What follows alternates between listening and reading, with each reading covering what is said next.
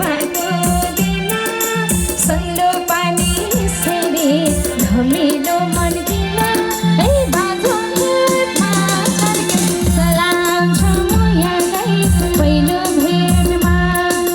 बाँझो खेतमा छर्के सलाम छ म यहाँकै पहिलो भेटमा 16 वर्षे उमेरमा मै पनि छुटे हुँदो अहिले पो बुढो भए आहा